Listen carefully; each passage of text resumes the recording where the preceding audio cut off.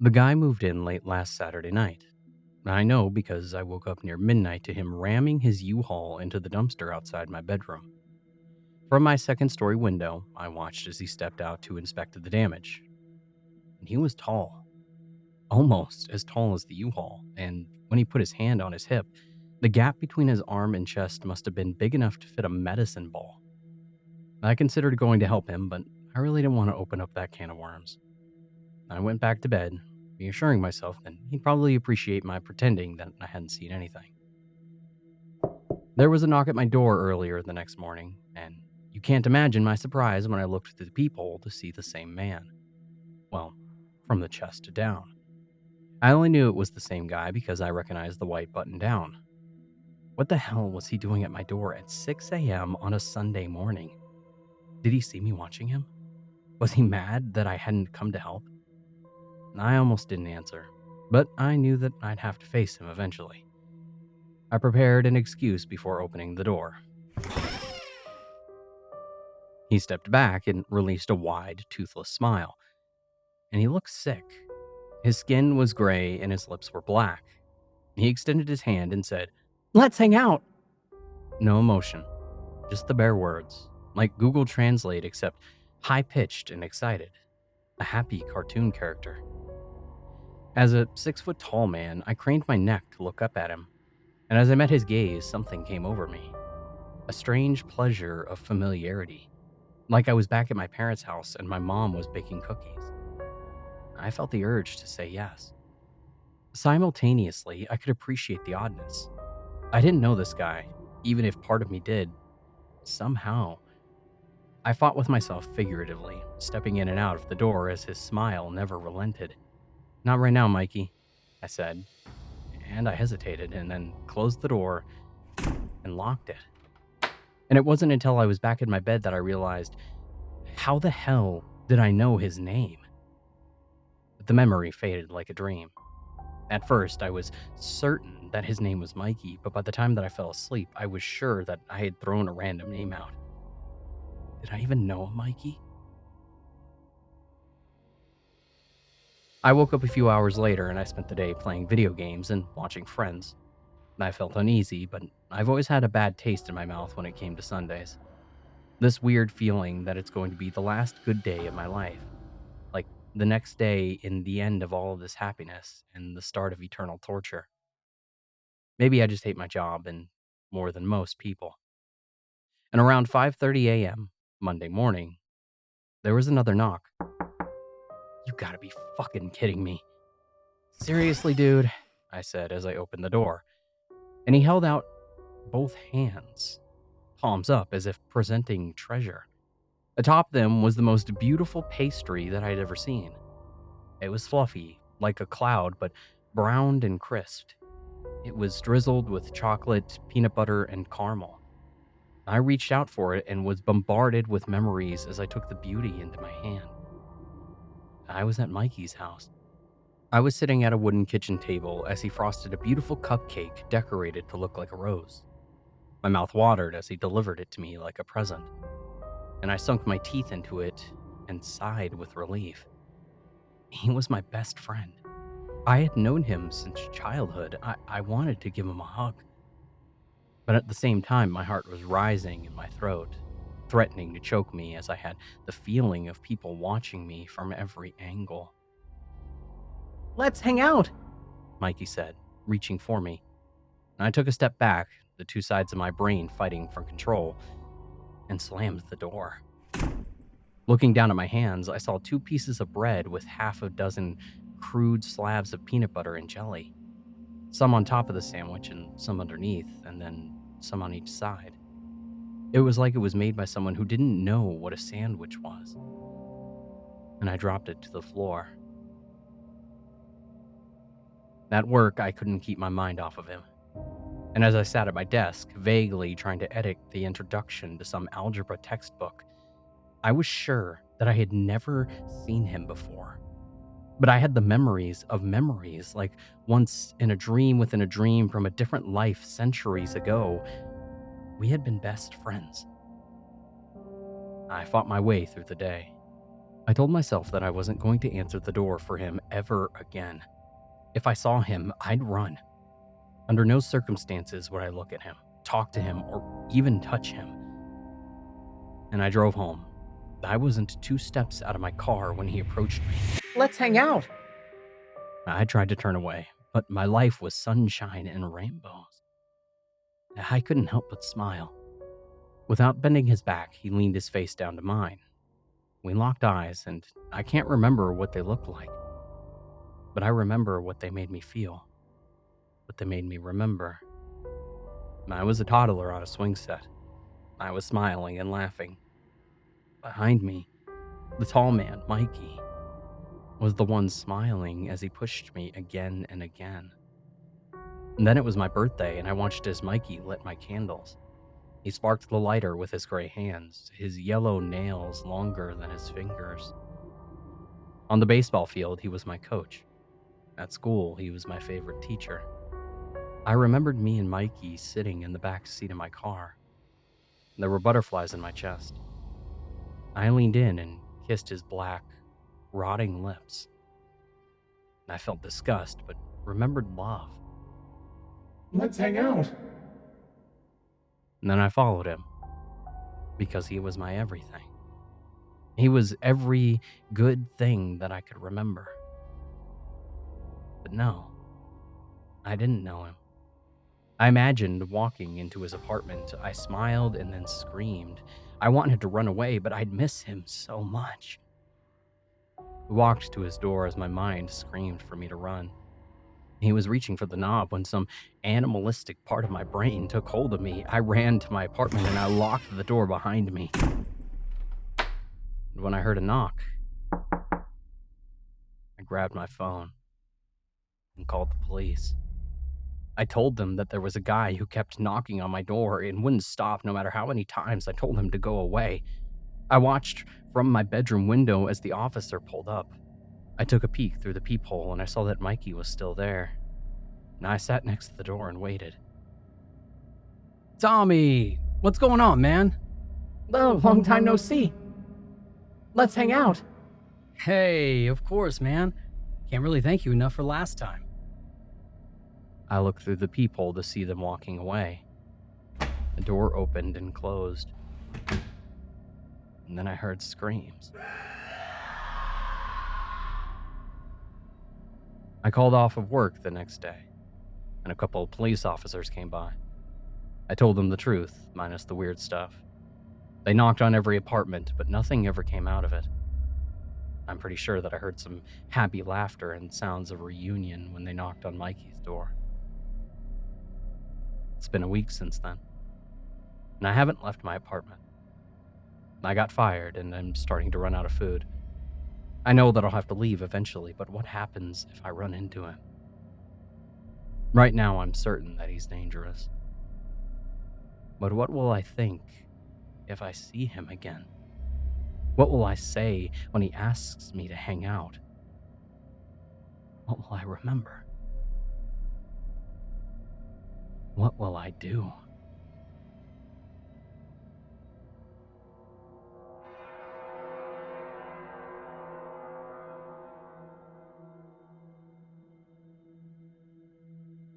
By the time I got done writing that night, I was too tired to care that my wife, Simone, wasn't home. I figured that she had gone for a walk or something.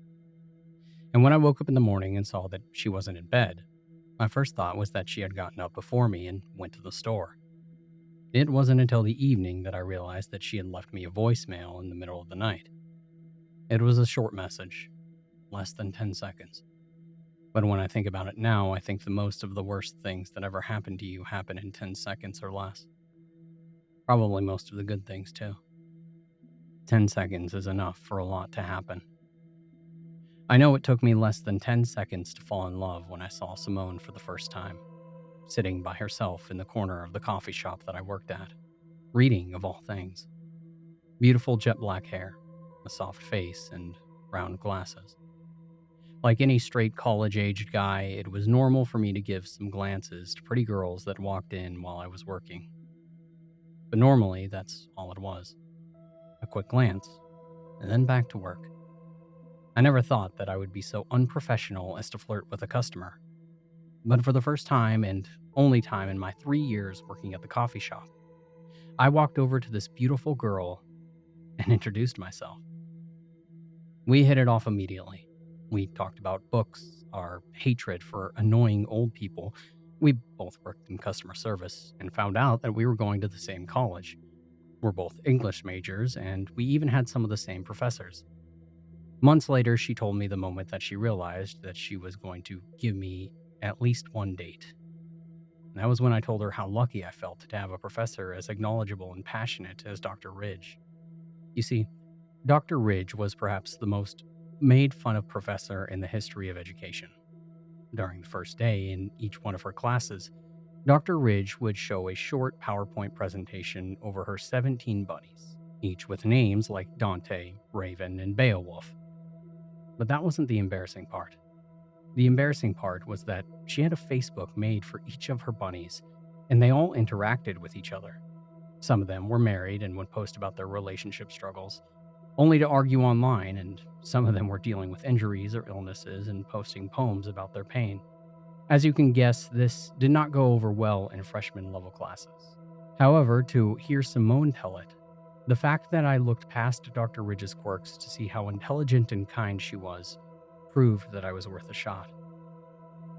Fast forward to the day of our 2-year anniversary.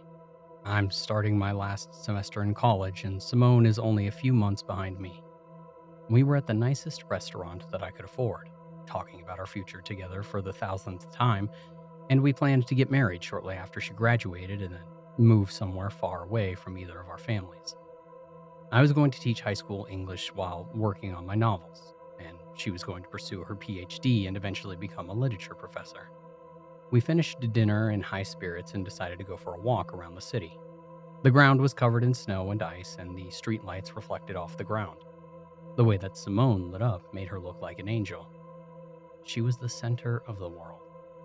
We went through a local bookstore. My best friend Tommy was the clerk and gave me an employee discount on the book of Robert Frost poems that I bought for Simone.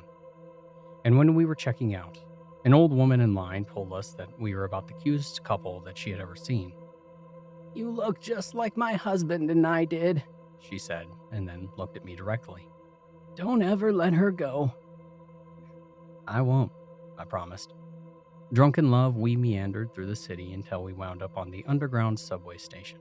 In 20 minutes, there was a train going to a place in the city that we had never been through before, so we decided to say screw it. We'd go check it out for no other reason other than to say that we'd experienced all the city had to offer. We spent our downtime sitting on a bench and playing sticks with our fingers. If you don't know how to play, Google it. Simone was always a much quicker thinker than me. She was better at chess, Sudoku, and crossword puzzles.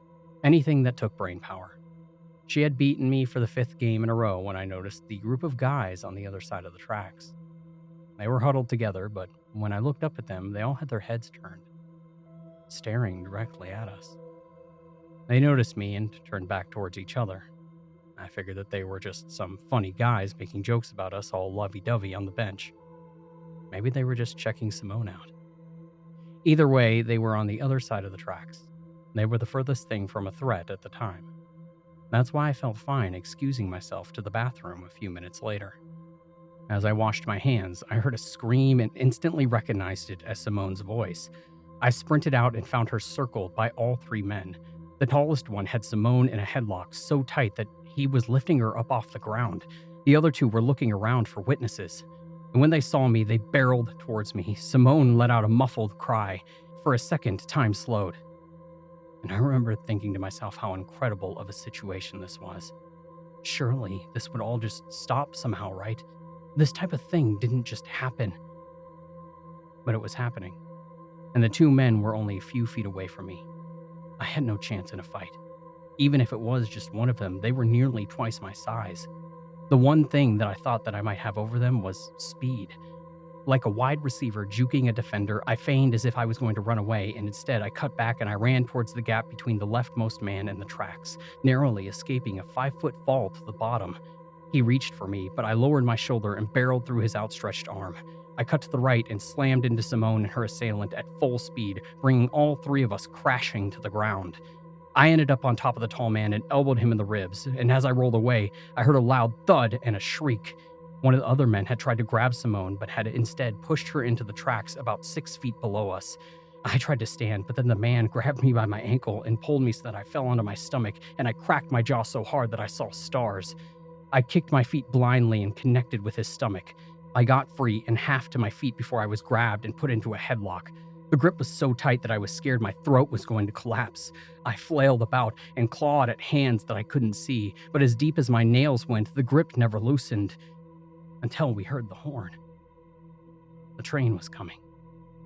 Simone was on the tracks, and I was thrown to the ground, and a heavy boot stomped on my back and knocked the wind out of me.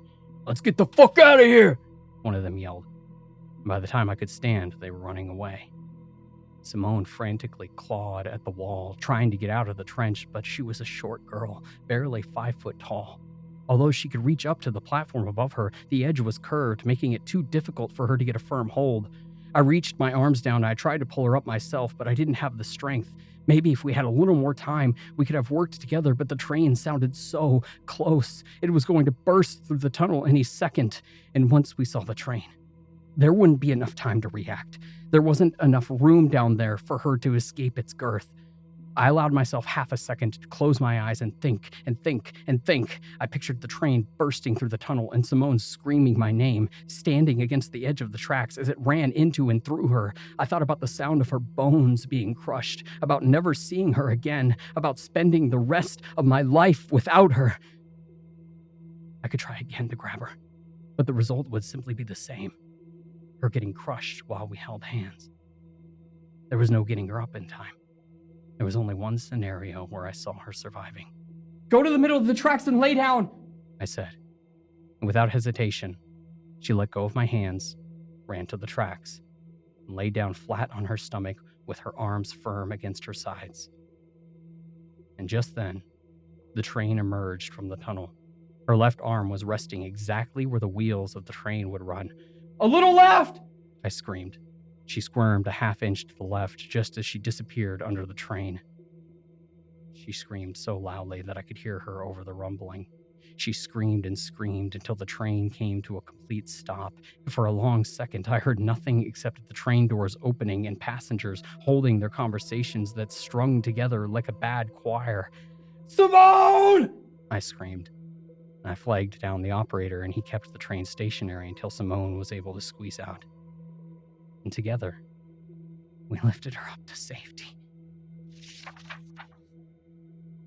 I called the police and I told them what happened, but none of the men were ever caught. I found that to be irrelevant because Simone was safe.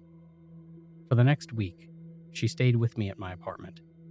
She cried in her sleep almost every night, but eventually she felt close to normal, only much less likely to take a late-night subway train. A couple of weeks later, we were laying in bed, and I was the one who was crying. I was so scared that you were going to die. I couldn't stand to live without you. And I know that it was my fault. I should have never left you alone. She kissed a tear running down my cheek and hugged me close. But you knew what to do. You saved me. I didn't know what to do. I just said the first thing that I thought of. I had no idea if the train was going to crush you or not. I just knew that I couldn't get you out in time. I had to try something. Well, it worked. Why were you so confident in me? How come when I told you to lay down, you just did it? You're my boyfriend. You're always there when I need you. You always do the right thing. I knew you wouldn't let anything happen to me. Years later, we had a beautiful wedding at the very same church Simone was baptized in as a baby. And I sobbed as she walked down the aisle. We both sobbed as we said our vows. And by the time that we kissed, our faces were so wet that they slid against each other like two blubbery fish. We honeymooned in Greece, where we climbed the Acropolis, held each other as we watched the sunset. I promised myself that, no matter what, Simone would be the most important thing in my life. We were both on the precipice, about to free fall into the things that we've been dreaming about since we were young. And yet, I knew that whether I sold 1,000,000 books or zero, I was going to love Simone more than anything. She would always be my priority.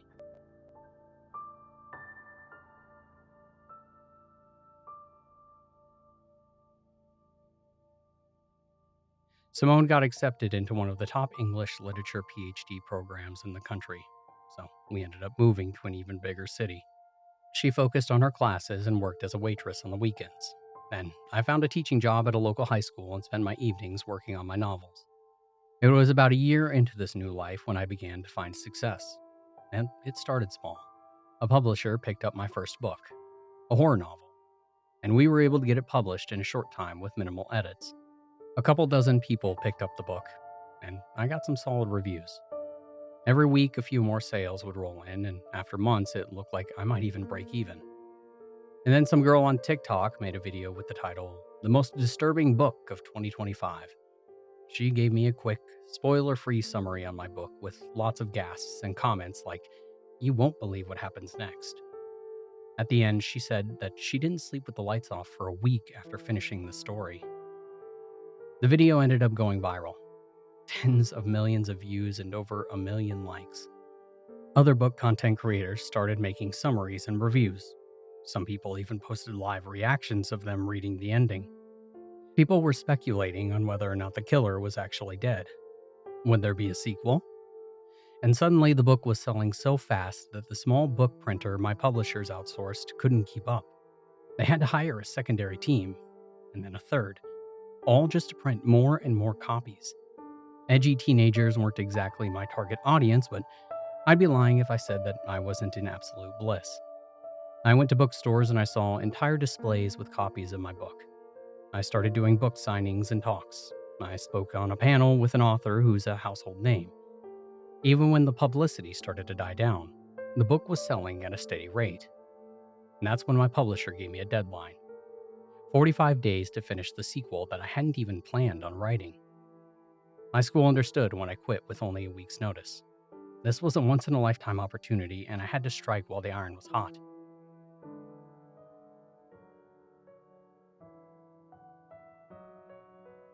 Over the next month and a half, I did nothing except work on my book.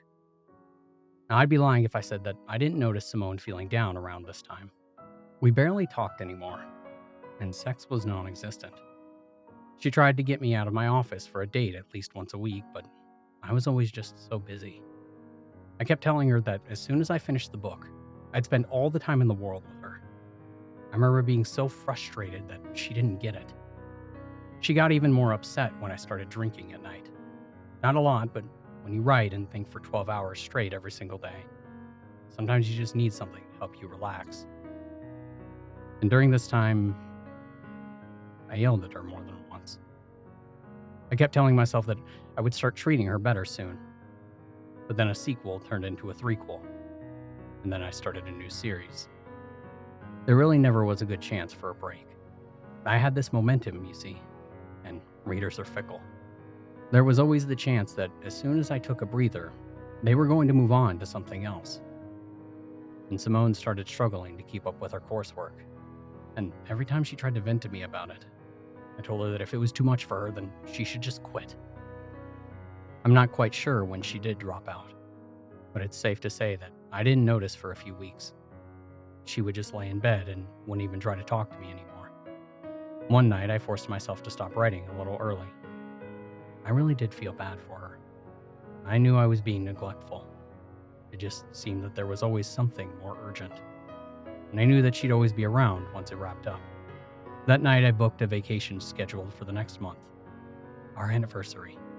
We'd go to Hawaii and stay in a nice resort. I won't do any writing for a whole week, I had promised.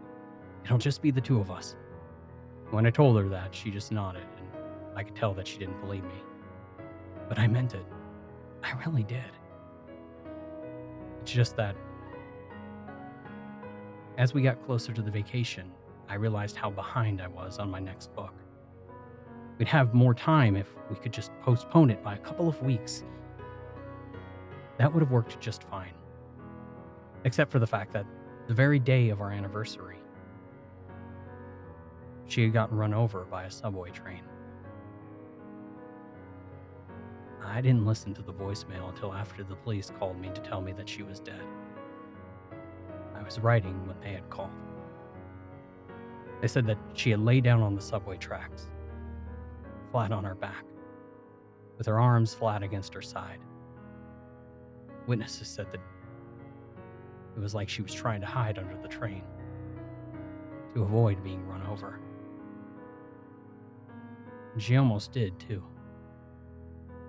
If she was just one more inch to the left, she would have been fine. The first thing I did when I got off the phone was listen to her voicemail. I'm going to the subway station, the one closest to our house. I hope you'll meet me there. Somehow, despite everything. I know you will. I love you. And all I can think about now is her lying there, confident that I was going to do something to save her. Did she believe that I was going to make it just in time? Did she die believing, like she did when we were young, that I would have never let anything happen to her?